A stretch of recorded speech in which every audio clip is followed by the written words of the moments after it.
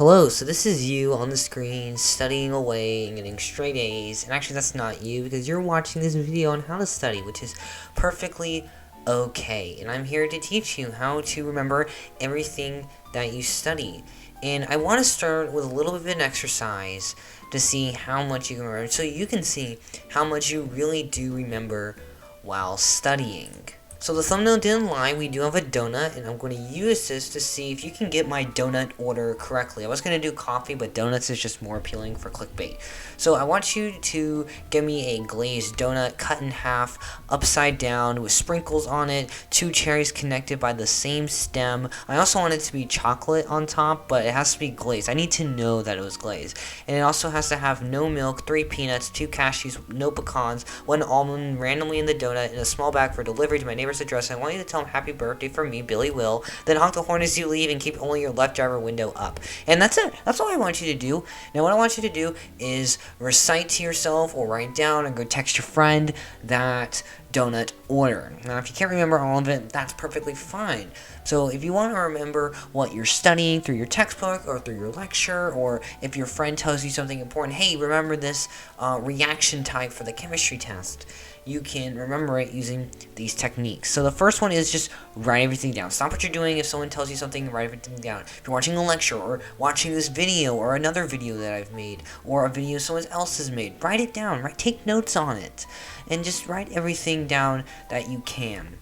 When you're reading your textbook, write stuff down, but write it in your own words. Write your key points, write your summaries, write the vocab terms, write everything that looks important. It's in the book for a reason, and your teacher is making you read the book for a reason. In this way, you're going to do a deeper level of processing. You're not just going to read it because you'll remember a little bit less what you read, but when you're writing it down, you're reinforcing that concept in your head.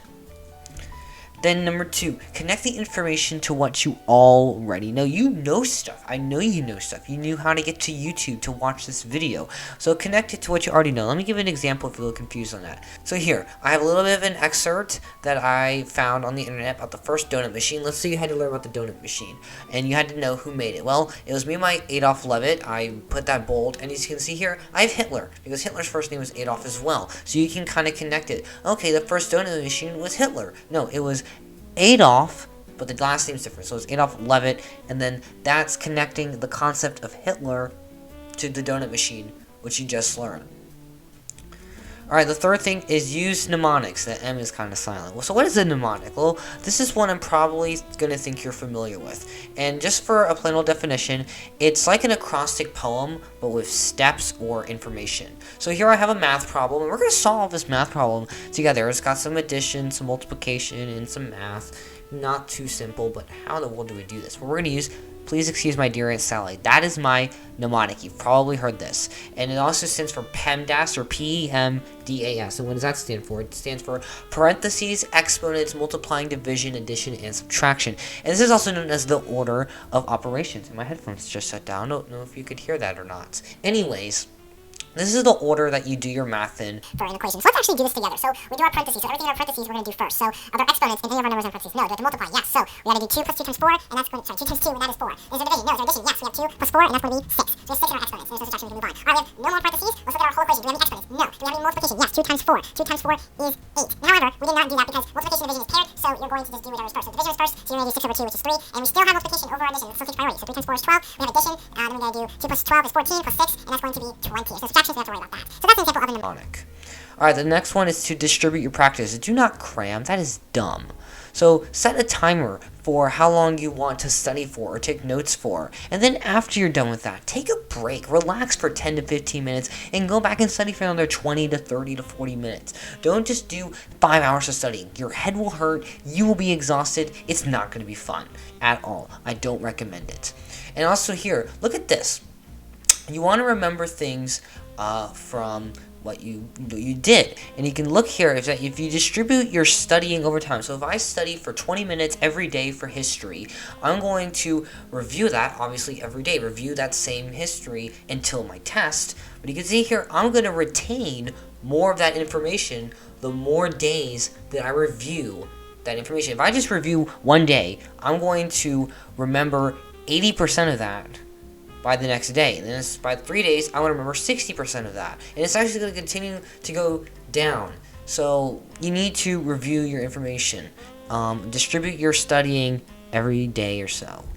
The next one is to test yourself. Testing yourself is so important. This is probably one of the most important. They're all important, so this is definitely one of the most important ones you can do. And it's just to test yourself. And you can test yourself just to see what you know. You might know more than you think. If you look at a multiple choice question, you might just have an insight on information. It might just come to you. The light bulb will switch on. So if you see a question on history, you might think, oh my gosh, I remember learning about this. Or you might do a question, you're like, oh my gosh, I totally forgot about this. I had to review it. So you're going to test yourself to see what you know, what you don't know, what you need to focus on, what you don't need to focus on. And that way, you don't focus on stuff that you know really, really well. You're going to focus on your weak spots. And if you need help finding practice tests, just Google practice tests. Like for AP Chemistry, just Google AP Chemistry practice tests. And you can find practice tests on Google and all of that. And then the next one is get good sleep. This one's so important to get good sleep. The CDC recommends that students get a good amount of sleep for their well-being, and they need to improve concentration and improve academic performance. And guess what sleep does? It does that. It also helps you stay focused too, and it has a bunch of other health effects on the screen. Now, how much do you need to sleep for? Sleep for 8 to 10 hours a day. You don't want to sleep for at least less than 7. Don't sleep less than 7. Don't sleep more than 10 or 11, because you'll also have like tired symptoms for both of those. I know that's kind of crazy. You sleep 11, 12 hours, you're gonna feel tired. Yeah, that's an effect of it. And then the last one is visualizations, which is the method of something. Lossy, I don't know. Anyways, what does that mean exactly? So I have a statement here. Let's say you read this out of your textbook. What does it say? It says an excited electron moves up to a higher energy level by absorbing a photon of energy, and this atom is less stable. What the hell did you just read? I have no idea. Well, let's visualize this. We're going to have an atom. An atom has electrons. That's kind of crazy. So the electron is going to become excited, moving to a new energy level by absorbing a photon of energy. So the electron is going to absorb energy, and that means it's going to move to a higher energy level. It's going to move farther away from the nucleus, and it seems we have lightning bolts for energy. So I'm just visualizing that in my head, and then I visualize it on a piece of paper. Draw diagrams, draw graphs, draw tables for your concepts for science or social studies or math or any other subject, and that way you can kind of visualize what is happening in this scenario. And now I want you to do on your test is to take a deep breath before you begin. Have a water or something else to drink with you, and do the best that you can. Skip the questions you have trouble with and come back to them, because maybe a question later on will help you. Be aware of your time. Make sure you aren't spending too much time on a single question either. Do not stress on your test. It's not the end of the world if you don't get 100 or better than what your best friend Susie gets, because Susie might have just been a genius in the subject. You never know that. And yeah, don't stress. That's one thing I want to point. This stress is really bad because it causes anxiety, it causes acne flare-ups. Nobody likes acne flare-ups, and it just doesn't make you feel well, and you're actually going to probably perform worse if you're more stressed. That is a correlation, I tell you. And that is the end of the video. Another correlation is that if you subscribe, my subscriber count will go up. So please subscribe, please like the video, please leave a comment, and yeah, go check out some other videos I have. I have some educational videos, fun facts, daily fact of the day, and all that fun stuff. I'll see you guys soon. Adios.